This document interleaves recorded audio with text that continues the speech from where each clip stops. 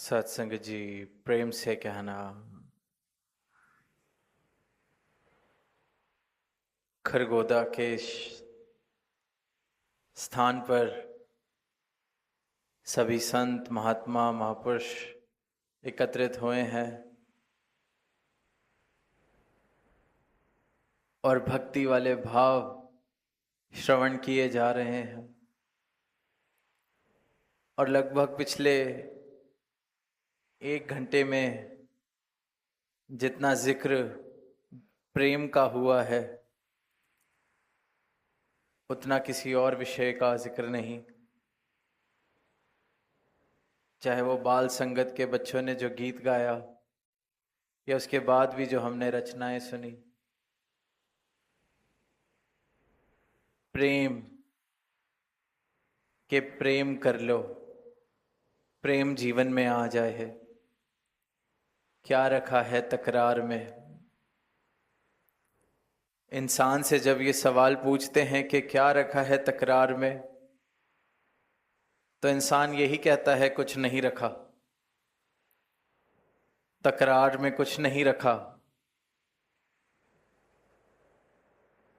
पर फिर भी इंसान तकरार करने से चूकता नहीं है। पूछो कि क्या रखा है, रखा कुछ नहीं है। फिर भी तकरार करने से इंसान चूकता नहीं। कहीं ना कहीं कोई ना कोई ऐसी स्थिति बन जाती है कि इंसान तकरार कर बैठता है। और यहीं देखा जाए तो बात प्रेम की, और जो आज बात प्रेम की जा रही है, कोई नई बात नहीं कही जा रही। ये तो सनातन से प्रेम।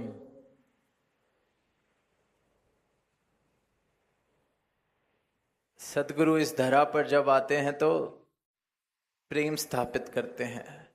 सत्य, मानव को सत्य दे के, सत्य का बोध करा के, इस परमात्मा का बोध कराकर प्रेम की स्थापना करते हैं।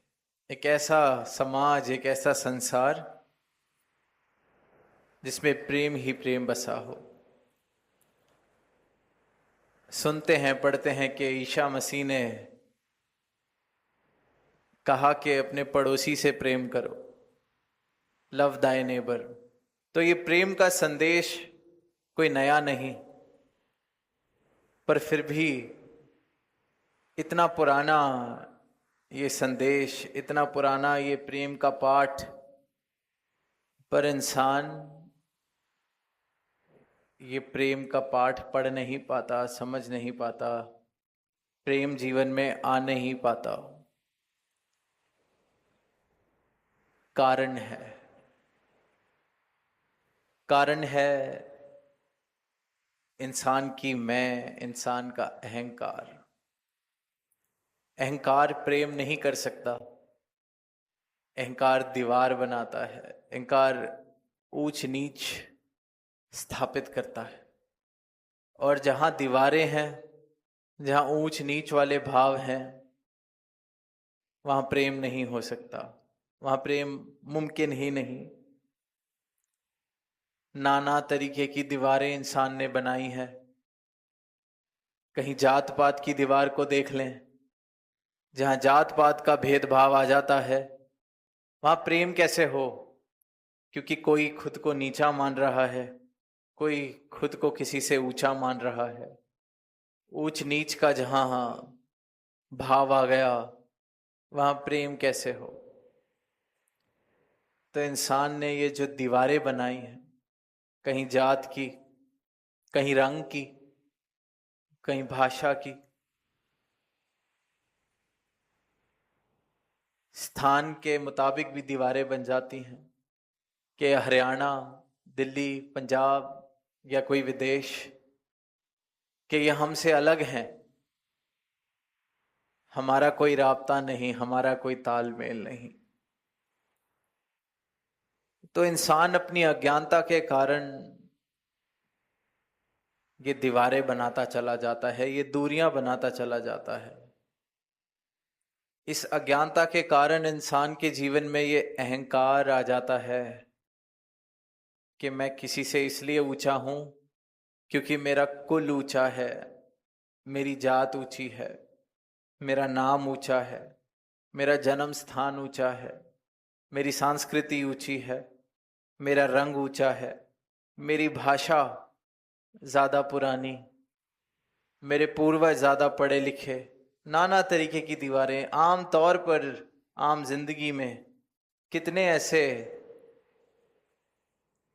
प्रमाण देखते हैं, एग्जाम्पल्स देखते हैं, कितनी ऐसी मिसालें देखते हैं जहां ऐसी ऐसी बातों पर दूरियां बन रही हैं, तकरार हो रहा है।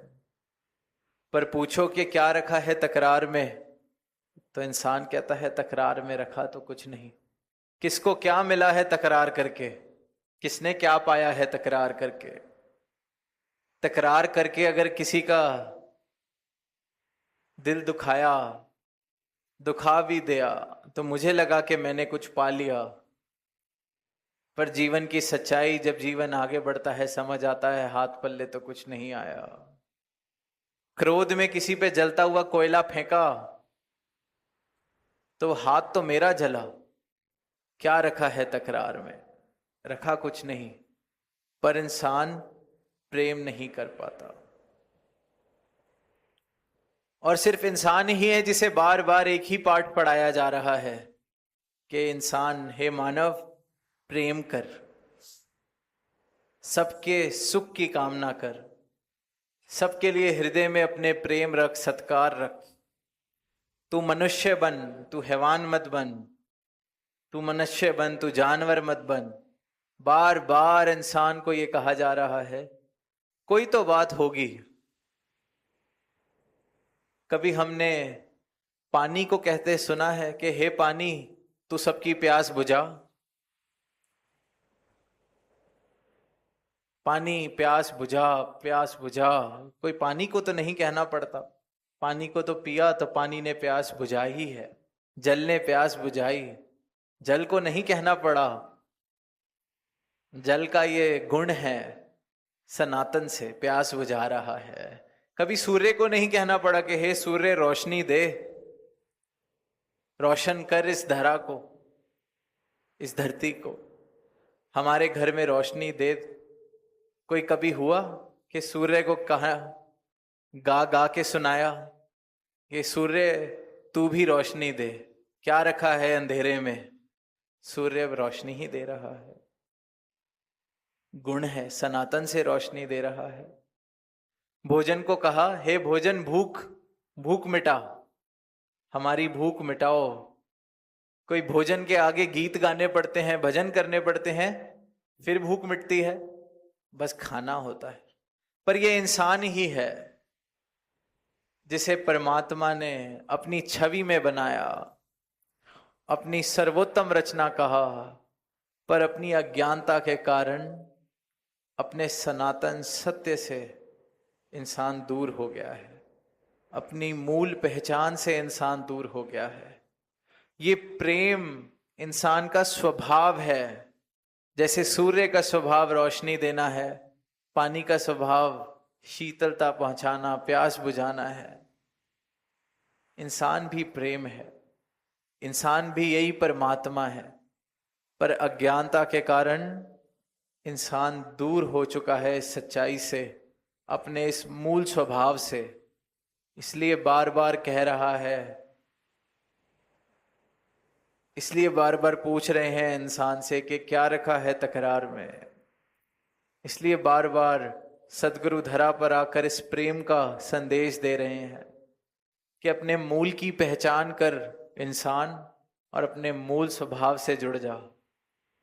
अपनी मूल, ये मूल तेरा ये परमात्मा है, तो इस ज्योत की अंश है, इस निराकार प्रभु की अंश है तू। और इसकी पहचान कर, अपनी पहचान कर, और अपनी पहचान करके फिर प्रेम। अपनी पहचान नहीं है, अपनी पहचान से वंचित हैं, अपनी पहचान के प्रति अज्ञानता है, इसलिए तकरार है, इसलिए दीवारें हैं, इसलिए अहंकार है। अपनी पहचान मिल जाए तो ये जात पात की दीवारें उसी क्षण गिर जाएं। जात पात तो मेरे भ्रमों की हैं जो मैंने खुद को समझा हुआ है कि मेरा ऊंचा कुल, मेरी ऊंची जात। पर जब ये समझ आ गया, ये दर्शन हो गए कि मैं इस परमात्मा का अंश हूं, मेरी जात तो ये परमात्मा है, और जैसे मेरी जात ये परमात्मा है वैसे हर किसी की जात ये परमात्मा है, तो फिर भेदभाव कैसा, फिर ऊंच नीच कैसी, फिर नफरत कैसी, फिर वैर कैसा, फिर तकरार कैसा। इसलिए सदगुरु पहले ये ब्रह्म ज्ञान देते हैं, ये सच्चाई देते हैं, ये मूल मुझे मेरे मूल रूप से मिलवाते हैं। तत्व रूप के दर्शन अभी सुना हमने आज सत्संग में, तत्व रूप के दर्शन होते हैं तो अपनी पहचान मिलती है। इसलिए फिर संतों के लिए कहा गया है कि संतन के मन रहत है सबके हित की बात, घट घट देखे अलख को पूछे जात ना पात।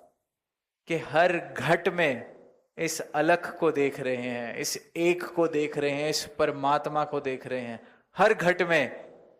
फिर वो घट चाहे नर का है, नारी का है, फिर वो घट चाहे गोरे का है, काले का है, फिर वो घट चाहे जिसको कल तक जात पात के नजरिए से देखा जा रहा था, फिर वो घट किसी भी गांव का है, किसी भी प्रदेश का है, किसी भी कुल का है। ये भेदभाव मिट जाते हैं, नजर बदल जाती है, क्योंकि पहचान इस अलख से है, इस निरंजन से है, इस निरंकार से है। हर घट में ये परमात्मा के दर्शन, हर घट में इस निरंकार के दर्शन, हर घट में इस एक के दर्शन। क्योंकि ये बात समझ आ गई है कि इस एक से ही सब उपजया, इस एक से, इस एक ने सारा खेल रचाया है, इस एक ने सारी सृष्टि को रचाया है। हर घट में ये एक है, और अगर हर घट में एक है तो फिर हर घट की जात भी एक है, ये परमात्मा, ये प्रेम फिर स्थापित होने लगता है। तो प्रेम की बात तो सारी दुनिया में की जा रही है, प्रेम का संदेश तो सारी दुनिया में दिया जा रहा है, कहा सारी जगह जा रहा है, हर स्थान पे कहा जा रहा है कि प्रेम करो, प्रेम करो। पर फिर भी इंसान कर क्यों नहीं पा रहा? सोचने जैसा विषय है। एक ही बात, फिर भी प्रेम नहीं कर पा रहा, क्योंकि गुरु का ज्ञान, सदगुरु का ज्ञान जो है वो शुरुआत है इस प्रेम की। सदगुरु के ब्रह्म ज्ञान की प्राप्ति के बाद अपनी पहचान होती है, इस परमात्मा के दर्शन होते हैं। और जब अपने मूल रूप के दर्शन हो जाएं, इस एक सत्ता के, इस परमात्मा के दर्शन हो जाएं, तो फिर हर घट में ये दिखता है। फिर मैं सब में खुद को दिखता हूं, फिर मेरा ही रूप सब में और सबका रूप मेरे में, तो फर्क नहीं, फिर वैर खत्म होता है। फिर इंसान सही मायने में कहता है कि आ रखा तकरार में, खुद से क्या तकरार करना, खुद से क्या लड़ाई करनी, कोई बात नहीं। किसी ने दिल दुखा दिया तो उसके भी सुख की कामना, उसके लिए भी अरदास। एक छोटी सी कहानी दास कई बार संगत में साझी करी है कि एक संत महात्मा किसी के घर से गुजरे तो उस परिवार ने बहुत सेवा की उनकी, और सेवा करके जब वो जाने लगे, भोजन करके जाने लगे, तो अंत में आशीर्वाद मांगा अपने लिए कि आप हमारे परिवार को कोई आशीर्वाद देके जाएं, कोई शिक्षा देके जाएं, कैसे हम एक बेहतर जीवन जी सकें, कैसे ऐसा जीवन जी सकें जो परमात्मा को खुश कर सके। तो संत ने कहा कि तुम प्रार्थना करते हो, अरदास करते हो, तो आज के बाद अगर परमात्मा से प्रार्थना करो, अरदास करो, तो अपने लिए नहीं सबके लिए मांगो। अपना भला ही नहीं सबका भला मांगो, अपने लिए सुख नहीं सबके लिए सुख मांगो। प्रार्थना इसे कहा जाता है, सबके लिए। तो वो कहते हैं कि सबके लिए तो मांग लेंगे, क्या अपने पड़ोसी को छोड़ सकते हैं? इस पड़ोसी के अलावा क्या सबके लिए मांग लें तो चलेगा? तो संत कहते हैं तुम एक काम करो, तुम सबकी छोड़ो, तुम सिर्फ पड़ोसी के भले की कामना करो, तुम्हारे से परमात्मा प्रसन्न हो जाएगा। तो बात यह है कि सब में जब तक इस एक को नहीं देख रहे, सब में जब तक इस एक के दर्शन नहीं हो पा रहे, तो अभी परमात्मा की प्राप्ति नहीं हुई है। और सद्गुरु पहले ही कदम पर, भक्ति की शुरुआत ही तब कही जाती है जब सद्गुरु का ये ब्रह्म ज्ञान प्राप्त करके इस परमात्मा के मैं दर्शन कर लूं। फिर ये पूरी उम्र इस परमात्मा से प्रेम और इस परमात्मा की सृष्टि से प्रेम, इस सृजनहार से प्रेम और इसकी रचना से प्रेम, फिर ये जीवन भक्ति है। फिर अरदास करते हैं कि हे परमात्मा, कोई मेरा दिल भी दुखाए तो मैं उसमें भी तेरे दर्शन कर सकूं, मैं मन में तकरार ना रखूं, ऐसा जीवन मुझे देना। और ऐसा जीवन जहां आ जाता है वहां शांति आती है, वहां प्रेम आता है, वहां आनंद आता है, वहां भक्ति है। और ऐसा जीवन संत महापुरुष यही अरदास करते हैं सद्गुरु से। आज जितने भाव हमने श्रवण किए, ये जितनी आवाज दी जा रही है कि ऐसा जीवन हर किसी के हिस्से आए, क्योंकि ऐसा जीवन जहां सब सबके भले की कामना कर रहे हैं, सब प्रार्थना कर रहे हैं कि हे प्रभु सबका भला करो, सबका भला करो भगवान, सबका सब विधि हो कल्याण। ये प्रार्थना अगर हर इंसान की बन जाए तो कितना सुखी ये संसार हो, कितना आनंदमय ये संसार हो। तो ऐसे संसार की स्थापना, ऐसे जीवन की, ऐसे इंसान की स्थापना सद्गुरु करते हैं अपने ब्रह्म ज्ञान के द्वारा। और यहाँ जितने संत महापुरुष बैठे हैं, सद्गुरु से ये ब्रह्म ज्ञान की दात प्राप्त करके ऐसा जीवन जी रहे हैं, ऐसा जीवन जी रहे हैं। तो सारे ही मानवता के लिए भी अरदास कर रहे हैं कि ऐसा सुख वाला, प्रेम वाला, आनंद वाला जीवन सबके हिस्से आए। तो जहाँ से बात की शुरुआत कि ये प्रेम करना है, तकरार में कुछ नहीं रखा, ये तो सबको पता है। पर प्रेम जीवन में कैसे आएगा? प्रेम जीवन में तब आएगा जब प्रेम के स्रोत से मिलेंगे, जब इस सच्चाई से मिलेंगे, जब भ्रम मिट जाएंगे, जब अंधकार मिट जाएगा, जब अज्ञानता मिट जाएगी। और अज्ञानता तभी मिट सकती है जब इस एक के दर्शन हो जाएं, इस परमात्मा के दर्शन हो जाएं। इस परमात्मा के दर्शन हो जाएं तो मुझे मेरी पहचान मिलती है कि मैं कौन हूं। और जब फिर ये जवाब मिल जाता है तो मेरी अवस्था भी वो हो जाती है कि घट घट देखे अलग को, पूछे जात ना पात। तो घट घट अलग के दर्शन हो सके, ऐसी नजर सबको मिले।